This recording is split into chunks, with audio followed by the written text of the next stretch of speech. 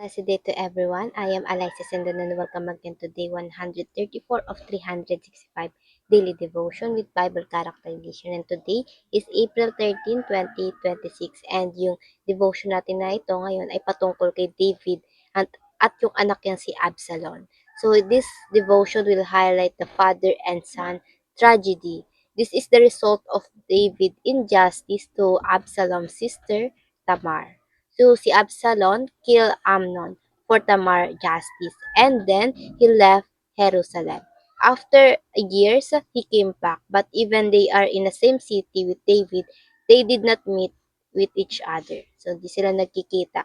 Sa kanyang pagbalik si Absalom, may plano siyang maging hari, palitan ang kanyang ama. And now for our scripture for today is patungkol sa 2 Samuel chapter 15 verse 6, and it says, Absalom behaved in this way toward all the Israel who came to the king asking for justice, and so he stole the heart of the people of Israel. So, eto po, nung bumalik si Absalom dito sa Jerusalem, kinuha niya yung loob ng mga tao dito. At ito nga ay para palitan yung kanyang ama sa pagiging hari. Now, para naman sa ating katuruan ngayong araw, it is all about the result of David's sins as prophesied.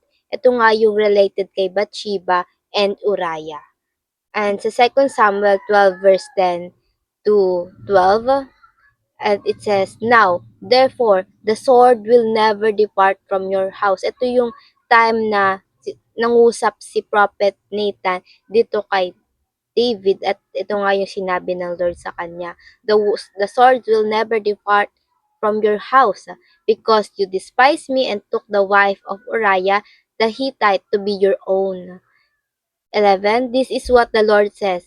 Out of your own household, I am going to bring calamity on you. Ibig sabihin, out of your own household, sa mismong pamilya mo. Before your very eyes, I will take your wives and give them to the one who is close to you. Ito nga yung tinutukoy dito, ito na si Absalom.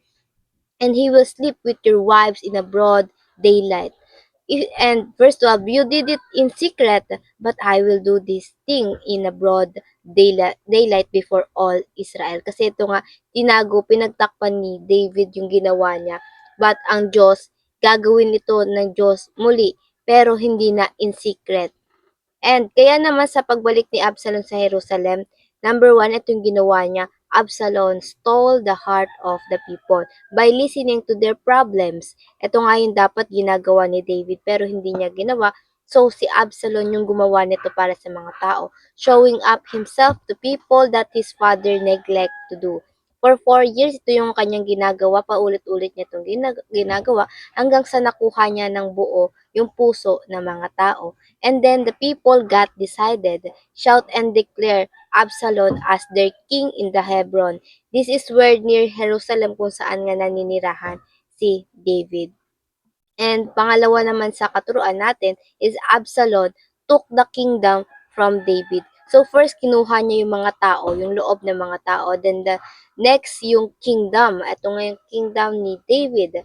And sabi sa 2 Samuel chapter 15 verse 13 to 14. A messenger came and told David, the heart of the people of Israel are with Absalom. Na kay Absalom na yung tiwala nila. Then 14, then David said to all his officials who were with him in Jerusalem, Come, we must flee, or none of us will escape from Absalom. We must leave immediately, or he will move quickly to overtake us and bring ruin on us, and put the city to the sword. So dito makikita natin na napakabuti talaga ni Haring David. At instead kasi na isabak niya yung mga tao sa labanan ay laban dun sa kanyang anak, he chose to flee, tumakas na lamang sila to avoid civil war. And sabi din sa 2 Samuel chapter 15 verse 16, the king set out with his entire household following him, but he left 10 concubines to take care of the palace. So, umalis sila pero nag-iwan siya ng mga concubines. Ito yung mga parang pwede niyang asawahin din. Kumbaga asawa niya but not legally. wives. So, iniwan niya ito sa palasyo para i-take care itong bahay niya. And sa pangatlo, Absalom slept with David concubines. Ito na yung katuparan doon sa prophecy ni Nathan. Prophet Nathan, and Second Samuel chapter 16 to 22. So they pitched a tent for Absalom on the roof. Gumawa sila ng tent sa taas ng kanilang bahay, and he slept with his father's concubine in the sight of all Israel. So dito, wala na talagang reconciliation na magaganap kasi desidido na si Absalom na sirain ang kanyang ama. So, ayun, inasawa niya nakipag-sex yung si Absalom doon sa mga concubines ng kanyang ama. And this fulfilled the prophecy of Nathan to David. Ito nga yung sabi kanina sa binasa natin. Before your very eyes, I will take your wives and give them to the one who is close to you. Ito yung sinabi ng Diyos kay David. And he will sleep with your wives in broad daylight. You did it in secret, but I will do this thing in broad daylight before all Israel. So, kahit anong pagtatakip niya ng kasalanan niya dahil alam yun ng Diyos, kung ginawa niya yun in secret, ang Diyos gagawin nito publicly sa lahat ng makikita ng maraming tao. And now, para naman sa application mula dito sa ating mga katuruan. Number one, be willing to suffer the consequence of our sins. Handa sana tayo o dapat tayong harapin yung consequence ng ating mga pagkakasala. Kung may ginawa tayong kasalanan sa Diyos, harapin natin yun ng buong buo. Yung kaparusahang itinakda ng Panginoon. And pangalawa, be humble before the justice and mercy of God. Yung Diyos kasi hindi naman niya ibibigay yung consequence na yun kung wala rin tayong ginawa. And that's how God did not tolerate us in our sin. Ito nga yung pagdidisiplina ng Diyos. Habang si David ay tumatakas sa kanyang anak, may isang lalaki na binabato siya at kinukutya siya. But instead na gumanti, hinayaan na lamang ni David. He humbly accept the consequence of what sin he did. Ito nga yung ginawa niya kay Uriah. And sabi din dito sa 2 Samuel chapter 16 verse 12, sabi ni David, marahil, nung binabato siya, marahil titingnan ng Diyos ang aking paghihirap at gagantihan ako ng mabuti ng Panginoon sa panlalait sa akin sa araw na ito. Sa kabila ng dinaranas sa sitwasyon ni David, yung tuon niya ay nasa Panginoon pa rin. At hindi niya tinitingnan ito na bilang paghihiganti ng Panginoon, kundi ito yung pagdidisiplina sa kanya ng Panginoon dahil nga sa kasalanang nagawa. Hindi upang nag-focus siya sa Panginoon, hindi upang magalit, but magpakumbaba ang sarili sa harapan ng Diyos. And pangatlo, be patient and trust that God is forgiving, loving, and merciful. Pag gumawa tayo ng kasalanan, of course, there's always a consequence.